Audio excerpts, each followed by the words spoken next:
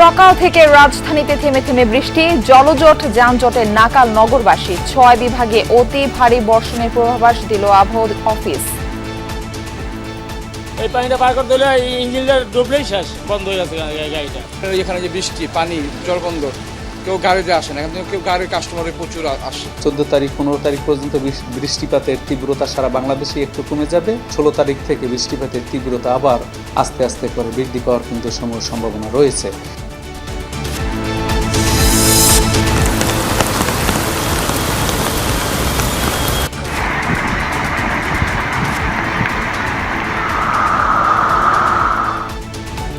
টানা বৃষ্টি ও পাহাড়ি ঢলে 6 দিন ধরে ভাসছে চট্টগ্রামের নিম্নাঞ্চল। সাতকানিয়া, বাঁশখালী ও চন্দনায় এসে বিপর্যস্ত জনজীবন, বিধ্বস্ত বহু ঘরবাড়ি।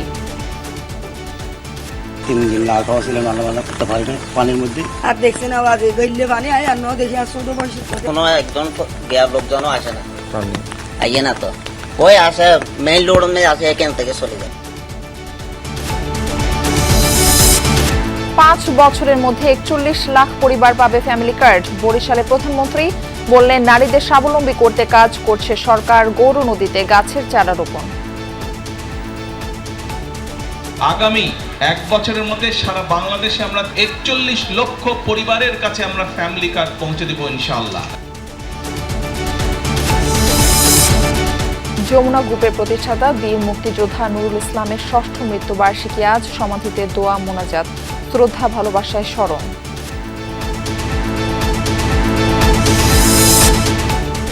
ইরান যুক্তরাষ্ট্রের পাল্টাপাল্টি হামলায় ফের হরমুজ বন্ধ ঘোষণা। খামেনি হত্যার প্রতিশোধ নিতে 13 বিদেশি নেতার ছবি গণমাধ্যমে প্রকাশ।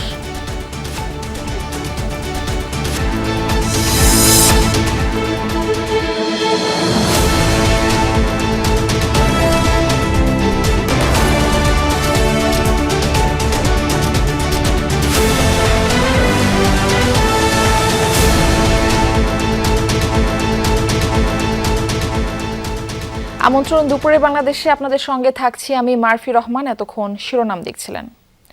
আজও থেমে থেমে বৃষ্টি হচ্ছে রাজধানীতে। এতে পানি জমে সকাল থেকে গুরুত্বপূর্ণ সড়কগুলোয় দেখা দিয়েছে যানজট, ভোগান্তিতে নগরবাসী।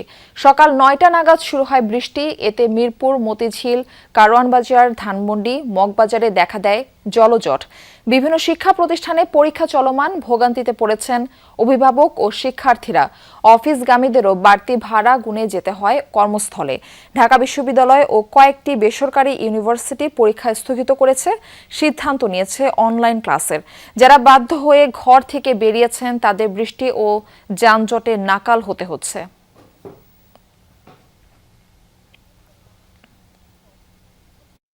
জাতিতে উঠবে না গেছে কিলে, এই পানিটা পার করতে হলে ইঞ্জিনটা ডুবলেই শেষ, বন্ধ হয়ে গেছে গাড়িটা, আর চলবো না। এখানে যে বৃষ্টি, পানি, জলবন্ধ, কেউ গাড়িতে আসে না, এখন কেউ গাড়ির কাস্টমারের প্রচুর আসে। রিক্সার কাস্টমার খুবই কম আসে, কারণ এর জন্য কাস্টমারও হয় না। ডিস্টেন্সে চালাইতেছি, যতক্ষণ শরীর ঠিক থাকে ততক্ষণ চালামু। যখন অসুস্থ হয়ে পড়বো তখন তো হয়ে পড়বো, কিছু করার নাই। কালকে ছিলাম একবেলা অসুস্থ, আজকে বাইরেছি আবার।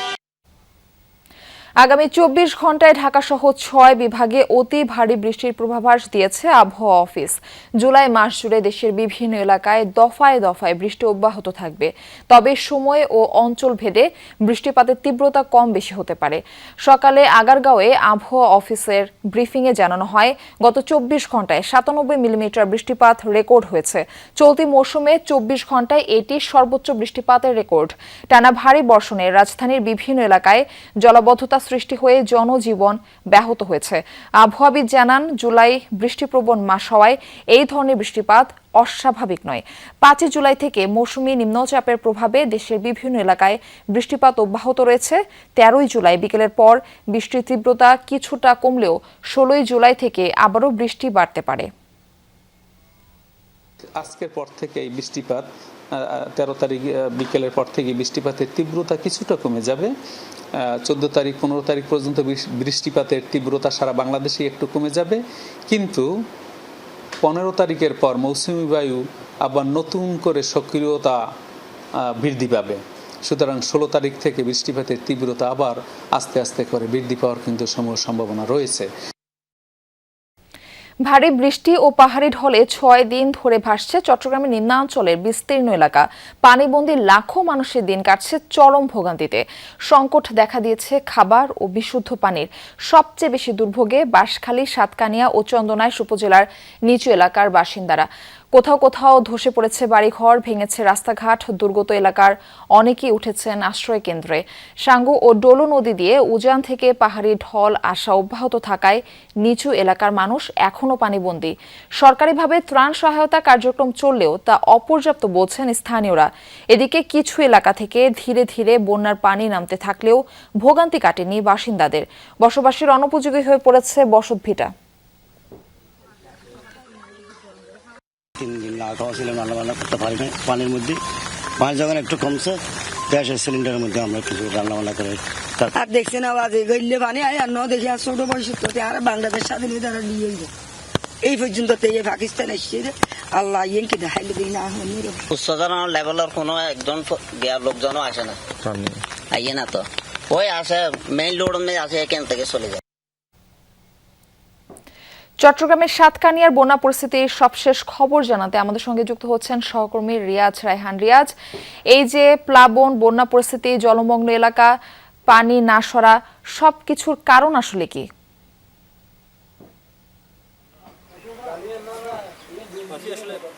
কারণ হচ্ছে এখানকার সাঙ্গু নদী। কারণ এই যে আমি এখন যদি দাঁড়িয়ে রয়েছি, মূলত সাঙ্গুর এখন যে অংশটি দেখতে পাচ্ছেন, এখান থেকে অন্তত 10 থেকে 12 ফিট নিচে পানি রয়েছে। এই পুরোটি উপরে উঠে উপচে পড়ে এই যে অংশটি রয়েছে ভাঙা অংশ, সেই ভাঙা অংশ দিয়ে মূলত পানি এখানে ঢুকেছে। প্রায় সাতকানিয়া, লোহাগাড়া, চন্দনাইশ সহ অন্তত 3টি উপজেলার অন্তত 20 থেকে 25টি ইউনিয়ন প্লাবিত হয়েছে। এই কারণে এই যে এখন যে ভাঙাড়ি দেখছেন, এটি ক্ষতচিহ্ন বলা যায়। কারণ এইবারের প্লাবনের পর যে উজান থেকে যে ঢল নেমেছিল, সেই ঢল সামলাতে না পারে এটি যেহেতু নিচে ছিল। কারণ এটি আসলে স্থানীয়রা অভিযোগ করছেন, এই যে দেয়ালটি ছিল রক্ষা দেয়াল, সেই দেয়ালটি আরও অনেক দূর উঁচু করার কথা ছিল, কিন্তু সেটি না করে যখন নিচু হয়ে গেছে তখন আসলে বানের তোড়ে সেটি আর থাকেনি।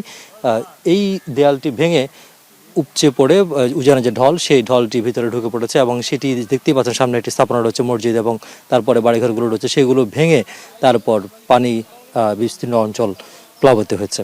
বিভিন্ন ইউনিয়নগুলোতে পানি গিয়েছে। তো আসার কথা হচ্ছে এখন পানি মোটামুটি নামতে শুরু করেছে, যেহেতু আমরা দেখেছি যে সাঙ্গু দিয়ে যে স্রোত যাচ্ছে সেখানে অন্তত 10 থেকে 12 ফিট নিচে পানি প্রবাহিত হচ্ছে। আর বলাই যায় যদি এইটি যদি আরও অব্যাহত থাকে, অর্থাৎ এই যে দেয়ালটি রয়েছে যদি দেয়ালটি সংস্কার করা না হয়, তাহলে আগামী বর্ষায় বা আবার যখন তুমুল বৃষ্টিপাত অথবা উজানের ঢল নামবে, তখনও এই গ্রাম বা এই অঞ্চলটি প্লাবিত হওয়ার শঙ্কা রয়েছে। এই জন্য এখানকার স্থানীয়রা বলছেন খুব দ্রুত সম্ভব পুরো সাঙ্গু দিয়ে যেসব পয়েন্টগুলো দিয়ে মূলত পানি ঢোকার প্রবণতা বা পানি ঢোকার শঙ্কা রয়েছে, সেসব পয়েন্টগুলোকে যদি উঁচু করে দেওয়া যায় বা রক্ষা বাঁধ যেটি রয়েছে সেটিকে যদি আর মজবুত করে করা যায়, তাহলে তো এই সাঙ্গু পাড়ের কয়েক লক্ষ মানুষের জীবন বিপন্ন হওয়া থেকে বেঁচে যায় এবং তাদের যে ঘরবাড়িগুলো ক্ষতিগ্রস্ত হয় প্লাবনের পর বা প্লাবনের সময় এবং তারপরে যেই সংকটগুলো তৈরি হয়, সেই সংকট লাঘবে কিছুটা হলেও সহযোগিতা করবে যদি অন্তত সাঙ্গু পাড়ের যে পয়েন্টগুলো দিয়ে পানি ঢোকার সংখ্যা রয়েছে সেগুলো যদি আরও উঁচু করে দেওয়া যায়। রিয়াজ, ধন্যবাদ। টানা বর্ষণ ও পাহাড়ি ঢলে বিপর্যস্ত চট্টগ্রাম, কক্সবাজার ও 3 পার্বত্য জেলা। এসব এলাকায় কয়েকদিনে অর্ধশতাধিক মানুষের মৃত্যুর খবর পাওয়া গেছে। এখনও বন্যার পানিতে তলিয়ে আছে চকরিয়া, পেকুয়া, মাতামুহুরী সহ বিভিন্ন উপজেলার নিম্নাঞ্চলের বিস্তীর্ণ এলাকা। চরম ভোগান্তিতে লক্ষাধিক মানুষ। সংকট দেখা দিয়েছে খাবার ও বিশুদ্ধ পানির।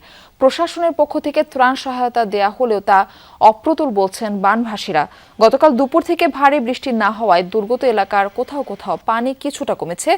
গত 24 ঘন্টায় বানের পানিতে ডুবে বৃদ্ধ ও শিশুসহ 3 জনের মৃত্যু হয়েছে।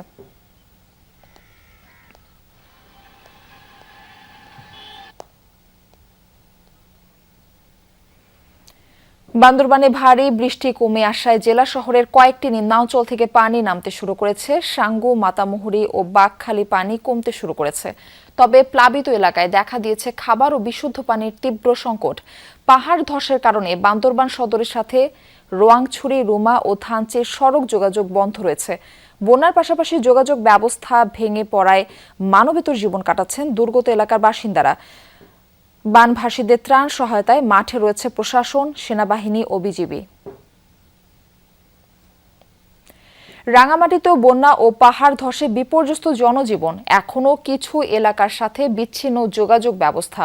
বাঘাইছড়ি ও বিলাইছড়ির কিছু এলাকায় পানি কিছুটা কমতে শুরু করলেও জেলার অনেক এলাকায় এখনো পানির নিচে। খাদ্য, বিশুদ্ধ পানি ও ত্রাণের সংকট রয়েছে। অনেকেই উঠেছেন আশ্রয় কেন্দ্রে। দুর্গম এলাকায় নৌকায় খাদ্য, বিশুদ্ধ পানি ও ত্রাণ সামগ্রী পৌঁছে দিতে কাজ করছে সেনাবাহিনী ও বিজিবি। এই পর্যন্ত মৃত্যু হয়েছে 3 জনের, নিখোঁজ এক বাসিন্দা। খাগড়াছড়ি নিম্নাঞ্চল থেকে পানি নেমেছে, তবে বৃষ্টির কারণে ভোগান্তি রয়েছে। আজও দেশের বিভিন্ন স্থানে বৃষ্টি হচ্ছে, কোথাও কোথাও জলাবদ্ধতায় ভোগান্তি পোহাতে হচ্ছে বাসিন্দাদের। কুমিল্লায় ভারী বৃষ্টিতে তলিয়েছে শহরের ঠাকুরপাড়া স্টেডিয়াম এলাকা, রেসকোর্স, কালিয়াজুড়ি সহ বিভিন্ন এলাকা। সড়ক ডুবে থাকায় যাতায়াতের দুর্ভোগ পোহাতে হচ্ছে। জলাবদ্ধতার কারণে সকালে বিপাকে পড়েন স্কুল কলেজগামী শিক্ষার্থী ও অফিসগামী মানুষ। কোথাও কোথাও পানি ঢুকেছে বাসাবাড়ির দোকানপাটেও। শহরবাসীর অভিযোগ, অপরিকল্পিত ড্রেনেজ ব্যবস্থার কারণে বৃষ্টি হলে জলাবদ্ধতার ভোগান্তি পোহাতে হয়। এতে ক্ষোভ জানিয়েছেন তারা। জলাবদ্ধতা নিরসনে ড্রেন, নালা পরিষ্কারের কার্যক্রম চলমান রয়েছে বলে জানিয়েছে প্রশাসন।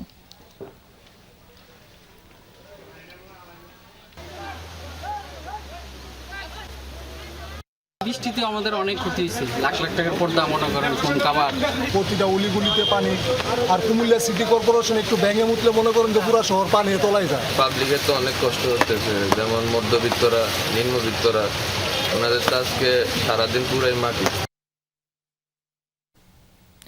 টানা বর্ষণে আজও সাভারের বিভিন্ন এলাকা জলমগ্ন। ঢাকা আরিচা, নবীনগর, চন্দ্রা ও আব্দুল্লাহপুর বাইপাইল মহাসড়কে কয়েকটি পয়েন্ট পানিতে তলিয়ে রয়েছে। ব্যাহত হচ্ছে যান চলাচল। এছাড়া জামগড়া, জিরাবো, বাইপাইল সহ কয়েকটি এলাকায় জলাবদ্ধতার কারণে ভোগান্তি পোহাতে হচ্ছে বাসিন্দাদের। আশুলিয়ার শ্রীপুরে জলাবদ্ধতার দুর্ভোগ দূর করার দাবিতে মানববন্ধন করেছেন এলাকাবাসী। দ্রুত ড্রেনেজ ব্যবস্থা ঠিক করার দাবি জানান তারা। অতিবৃষ্টি, খরার মতো প্রাকৃতিক দুর্যোগ মোকাবেলায় সবাইকে এখনই সতর্ক হওয়ার আহ্বান জানিয়েছেন প্রধানমন্ত্রী তারেক রহমান। বরিশালে খালপাড় ও বধ্যভূমি এলাকায় বৃক্ষরোপণ কর্মসূচির উদ্বোধন করেন তিনি। বলেন, দেশকে সুরক্ষিত রাখতে হলে গাছ রোপণের পাশাপাশি নিতে হবে যত্ন। পৃথক অনুষ্ঠানে জানান, 5 বছরে 41 লাখ পরিবার আসবে ফ্যামিলি কার্ডের আওতায়। বরিশাল থেকে আরেফিন শাকিলের প্রতিবেদন, ছবি তুলেছেন আলামিন তালুকদার। দায়িত্ব গ্রহণের পর প্রথম বরিশাল সফরে প্রধানমন্ত্রী তারেক রহমান। তবে গতানুগতিক আনুষ্ঠানিকতা বাদ দিয়ে প্রাধান্য দেন গাছের চারা রোপণে। সরকার প্রধানের নেতৃত্বে গৌরনদী উপজেলায় নতুন খনন করা শরিকল, বাটাজোর, খালপাড়ে একযোগে 2500 গাছের চারা রোপণ করা হয়। শিডোর, আয়লার মতো ভয়াবহ দুর্যোগে প্রায় ক্ষতবিক্ষত উপকূলীয় অঞ্চল বাঁচাতেই সরকারের এই উদ্যোগ। 20 কোটি মানুষের দেশ, আমাদের যে পরিমাণ গাছ থাকা প্রয়োজন সেই পরিমাণ গাছ সারা বাংলাদেশে নেই। বর্তমানে বিএনপি দেশ পরিচালনার দায়িত্বে আছে।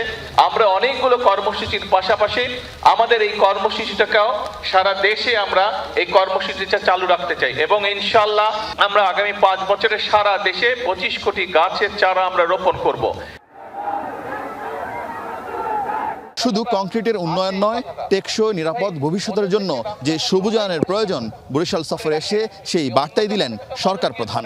পরিবেশের ভারসাম্য রক্ষায় বিএনপি সরকারের এমন উদ্যোগ নতুন নয়। 1977 সালে প্রতিষ্ঠা করেছিল তৎকালীন বিএনপি সরকার পরিবেশ অধিদপ্তর। 92 সালে জাতীয় পরিবেশ নীতি, 2002 সালে পলিথিন নিষিদ্ধ করেছিল তৎকালীন খালেদা জিয়া সরকার। সেই পথ অনুসরণ করে বর্তমান বিএনপি সরকারও সারা বাংলাদেশে আগামী 5 বছরে 25 কোটি গাছ রোপণ করার সিদ্ধান্ত নিয়েছে। গৌরনদীতে ফ্যামিলি কার্ডের সুবিধাভোগীদের মতামত শুনেন প্রধানমন্ত্রী। জানান, নারীদের আর্থিকভাবে আরও স্বাবলম্বী করতেই তার সরকারের এই পরিকল্পনা। আগামী জুন পর্যন্ত সারা বাংলাদেশে আমরা 41 লক্ষ পরিবার দেব, পরিবারের হাতে ফ্যামিলি কার্ড পৌঁছে দিব। সেই হিসেবে প্রত্যেকটি উপজেলায় গড়ে প্রায় 7000 পরিবারের কাছে প্রায় ফ্যামিলি কার্ড পৌঁছে দিব। এই বাংলাদেশকে যদি সামনের দিকে এগিয়ে নিয়ে যেতে হয়, তাহলে পুরুষের পাশাপাশি নারীদেরকেও শিক্ষা এবং একই সাথে অর্থনৈতিকভাবে আমাদের স্বাবলম্বী করতে হবে। এ সময় দেশ পুনর্গঠনে সবার সহযোগিতা চান প্রধানমন্ত্রী। সবাই যাতে আমরা বাংলাদেশে একটু ভালোভাবে চলতে পারি, সেটাই হচ্ছে বর্তমান সরকারের রাজনীতি, সেটাই হচ্ছে আমাদের লক্ষ্য, সেটাই হচ্ছে আমাদের উদ্দেশ্য। আমরা দেশে সকলকে শান্তিতে নিয়ে চলতে চাই, দেশে আমরা সকল ধর্মের মানুষকে একসাথে নিয়ে শান্তিতে আমরা চলতে চাই। আমরা যদি সকলে মিলে ধৈর্য সহকারে চলি, তাহলে আমরা আমাদের এই দেশটাকে আমাদের প্রত্যাশিত দেশ হিসেবে গড়ে তুলতে পারবো। সকালে সড়কপথে বরিশালে পৌঁছান প্রধানমন্ত্রী তারেক রহমান। রাস্তা দুপাশে সরকার প্রধানকে স্বাগত জানাতে ছিল জনতার ঢল। আরেফিন শাকিল, যমুনা নিউজ, বরিশাল। বীর মুক্তিযোদ্ধা ও বরেণ্য শিল্পপতি নুরুল ইসলামের ৬ষ্ঠ মৃত্যুবার্ষিকী আজ। দিনটি উপলক্ষে আজ নানা কর্মসূচি রয়েছে।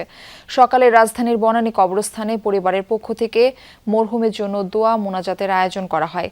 বৈরী আবহাওয়ার মধ্যেই যমুনা গ্রুপের চেয়ারম্যান অ্যাডভোকেট সালমা ইসলাম সহ অন্যান্যরা দোয়া মোনাজাতে অংশ নেন।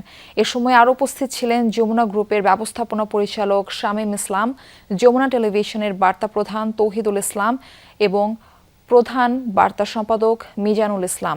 একই সাথে দোয়া মোনাজাতে অংশ নেন দৈনিক যুগান্তরের সম্পাদক কবি আব্দুল হাই শিকদার, সাবেক সম্পাদক সাইফুল আলম সহ সিনিয়র সাংবাদিক ও অন্যান্য কর্মকর্তারা। যমুনা পরিবারের বিভিন্ন পর্যায়ের সদস্যরাও প্রয়াত নজরুল ইসলামের রুহের মাগফিরাত কামনায় দোয়া মোনাজাত করেন। আলোর দিশারি হয়ে পথ দেখিয়েছেন তিনি। ত্যাগ, নিষ্ঠা, শ্রম আর সততার পুঁজিতে গড়েছেন শিল্প সাম্রাজ্য। হানাদারের কবল থেকে দেশ মুক্ত করার পর উদ্যোগী হয়েছিলেন অর্থনৈতিক মুক্তির সংগ্রামে। বলছি যমুনা গ্রুপের প্রতিষ্ঠাতা মুক্তিযোদ্ধা নুরুল ইসলামের কথা। 2020 সালের এই দিনে মৃত্যুবরণ করেন বরেণ্য এই শিল্পপতি।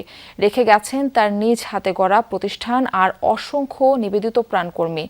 যমুনা গ্রুপের বর্তমান চেয়ারম্যান জানালেন, হাজারো কর্মীর স্বপ্ন এবং কোটি মানুষের আস্থায় অমর হয়ে আছেন নুরুল ইসলাম।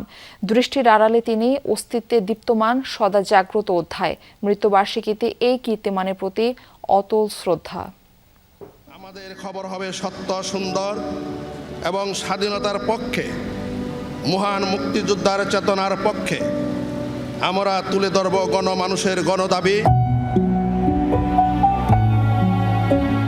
তিনি প্রজন্মের স্বপ্নদ্রষ্টা, একজন বীর মুক্তিযোদ্ধা। শিল্পখাতকে দিয়েছেন দুহাত উজাড় করে। বিশ্বাস করতেন সাধারণ মানুষের স্বপ্নও বদলে দিতে পারে একটি দেশের ভবিষ্যৎ।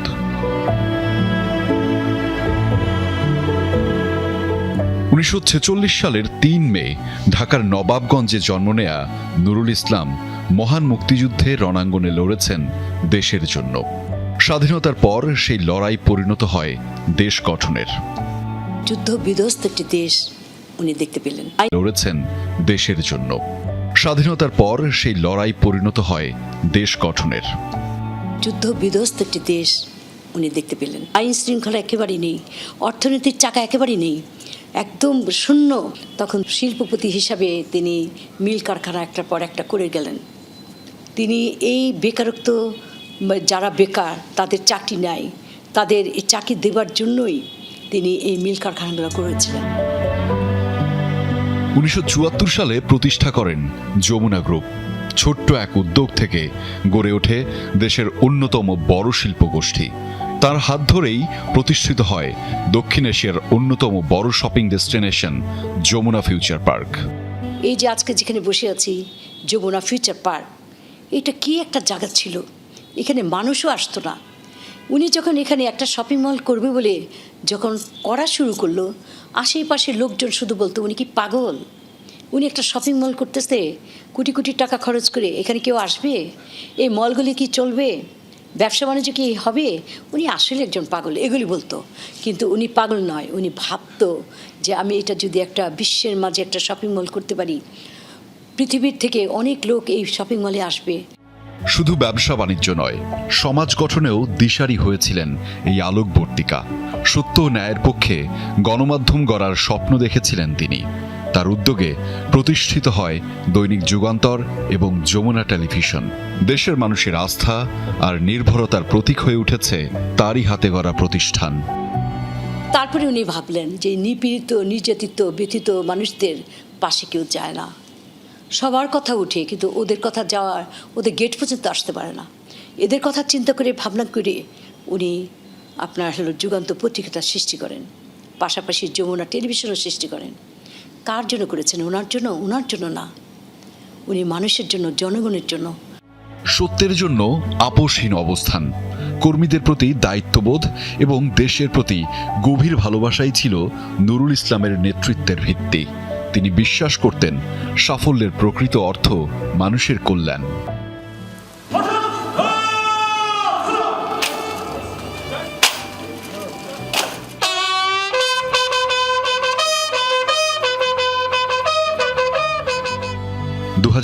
সালের 13 জুলাই পৃথিবীর মায়া ত্যাগ করেন যমুনা গ্রুপের প্রতিষ্ঠাতা চেয়ারম্যান বীর মুক্তিযোদ্ধা নুরুল ইসলাম। আমি আজকের এই দিনে তার বিদেহের আত্মার মাগফিরাত কামনা করছি। সেই সাথে প্রত্যেকের কাছে আমি একটা কথা বলি, তার জন্য দোয়া করবেন। কিছু মানুষ চলে গেলেও থেকে যায় তাদের কর্ম, সৃষ্টি। স্বপ্ন সারথী নুরুল ইসলাম সেই বাতিঘর, যার আদর্শ ধারণ করে তার দেখানো পথে হাঁটছে প্রতিষ্ঠানের কর্মীরা।